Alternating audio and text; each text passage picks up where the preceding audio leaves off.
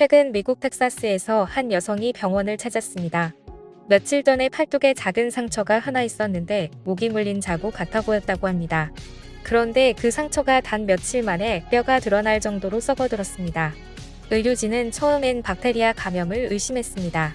하지만 그 속에서 검출된 건 살을 파먹는 기생충 리슈마니아였습니다. 그런데 의료진이 기생충에 대해 파악하기도 전 환자의 피부 조직이 괴사되기 시작했고 내장까지 침투해 결국 목숨을 잃고 말았는데요. 이어서 플로리다와 애리조나 그리고 멕시코 국경지대 난민촌에서도 얼굴 전체가 무너져 내린 감염자들이 속출하고 있습니다. 그런데 한국에서는 어떻게 해당 기생충에 대해 단 한 건의 사례도 없는 걸까요? 사람의 살을 파먹는 그 생명체가 미국 땅을 뒤덮고 있습니다.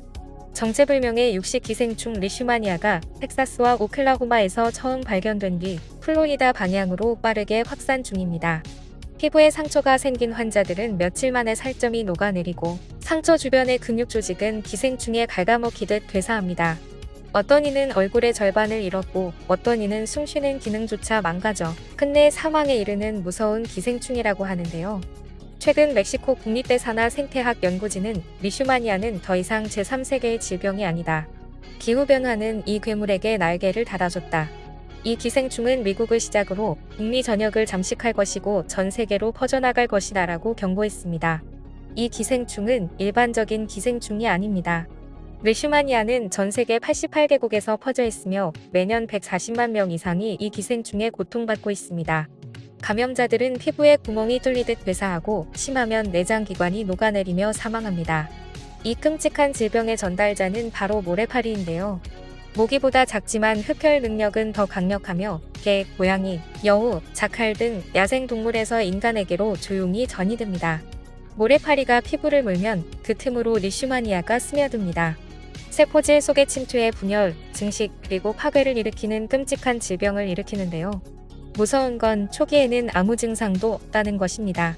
그저 모기에 물렸다는 정도로 감염된 줄도 모르고 지내다가 몇 달 뒤 피부가 썩어서 눈, 입, 코가 무너지며 얼굴의 형태를 잃어버리기도 합니다. 특히 점막에 침투했을 때는 항암치료 수준의 약물을 오랫동안 복용해야 하고 내장 감염일 경우 치료 시기를 놓치면 치명적입니다. 이 기생충은 시리아에서는 이미 풍토병처럼 번졌습니다. 난민들이 국경을 넘어 터키, 요르단, 유럽으로 이동하면서 감염도 함께 퍼져나갔죠. 얼굴이 녹은 아이, 입이 사라진 여성, 눈을 잃고도 살아남은 병사까지 이건 전염병이 아니라 육체를 녹이는 저주에 가깝습니다.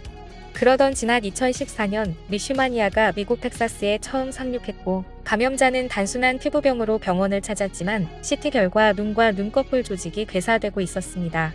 텍사스 대학과 멕시코 국립자치대는 이미 10년 전 리슈마니아가 북상할 거라 예측했습니다.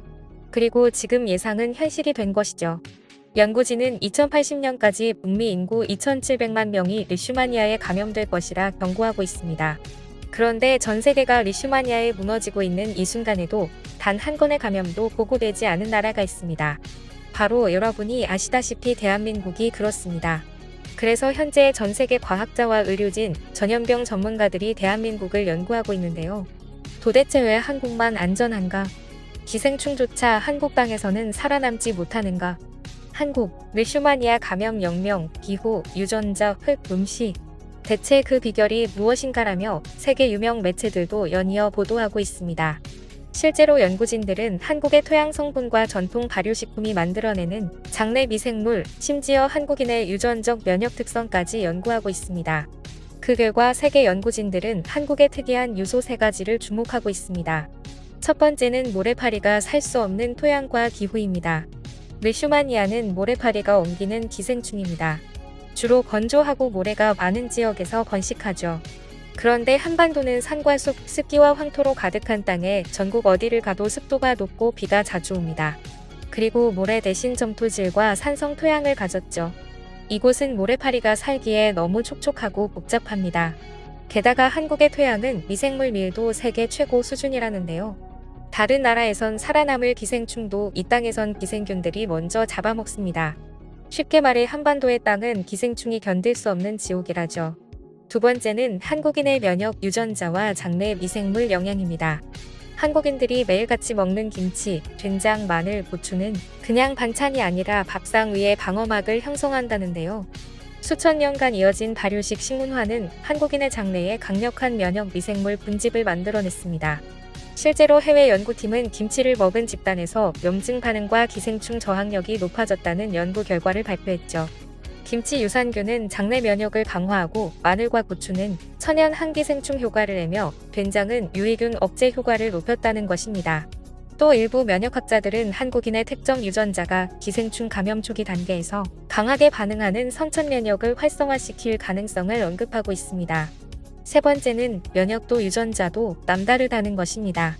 한국인은 오랜 세월 기생충과 싸우며 살아남았습니다. 1950년대부터 1970년대 한국인은 장내 기생충 감염률이 90%가 넘었지만 전 세계 어느 나라보다 빠르게 퇴치했고 그 과정에서 강한 면역 유전자가 형성됐다는 것입니다. 실제로 일부 연구에선 한국인의 특정 유전자가 기생충 항원에 과도하게 반응하는 T세포 활성을 보였다는 가설도 있을 정도죠. 즉 리슈마니아 따위는 면역계에서 즉시 박살내는 특별한 면역력을 가졌을 가능성도 나옵니다. 마지막으로 세계 최상위로 꼽는 위생 시스템을 빼놓을 수가 없는데요. 한국인에게는 위생이 본능이다라는 것을 세계가 이미 경험한 바 있죠. 2020년 코로나19가 전 세계를 덮쳤을 때 한국은 마스크와 손 세정제, 거리 두기를 누가 시키지 않아도 스스로 실천했습니다. 전 세계가 봉쇄에 들어갈 때 한국은 드라이브 스루 검사와 철저한 방역 시스템으로 감염률을 낮췄습니다. 당시 WHO는 한국은 코로나 대응의 글로벌 모범 사례다라고 말하며 한국의 시스템을 문서화했고 미국 CNN, 영국 BBC, 프랑스 르몽드까지 K방역이라는 단어를 직접 사용하며 극찬했죠. 이 방역 문화는 단지 일회성 대응이 아니었습니다. 지금도 한국은 여전히 엘리베이터 버튼을 소독하고 에스컬레이터 손잡이에는 자동 소독기가 부착돼 있고 병원, 마트, 편의점을 가리지 않고 사람이 많이 모이는 곳에는 손소독제가 비치되며 많은 한국인들이 외출 후 손 씻기와 샤워를 습관처럼 실천합니다. 그 결과 지금은 리슈마니아가 세계로 퍼지고 있지만 한국만은 아직까지도 단 한 건의 감염조차 없습니다. 또한 한국은 세계 최고 수준의 위생 인프라를 자랑합니다. 상하수도 보급률이 100%의 집에는 모두 방충망이 완비돼 있죠. 방충망이 없는 집이 어디 있냐 생각할 수도 있지만 현실은 다릅니다. 충격적이게도 유럽 대부분의 가정엔 방충망이 없습니다. 특히 유럽의 오래된 도시들 파리, 로마, 바르셀로나, 프라 같은 곳에선 창문을 열면 그냥 열립니다. 파리든 모기든 모래파리든 그대로 입장 가능하죠. 미국도 마찬가지입니다. 일부 지역을 제외하면 방충망은 선택사항일 뿐 설치된 집이 생각보다 적습니다. 더군다나 해가 지면 에어컨 대신 창문을 열어 바람을 맞는 문화, 정원과 잔디밭이 넓은 구조, 이것들이 모두 기생충을 불러들이는 최적 환경이 되죠. 결국 한국이 무사한 이유는 흙이 다르고 밥상이 다르고 사람 자체가 다르기 때문입니다. 기생충조차 넘볼 수 없는 대한민국이 더욱 건강하게 지켜지길 바라며 오늘 내용은 여기서 마치겠습니다. 지금까지 꿀튜브였습니다.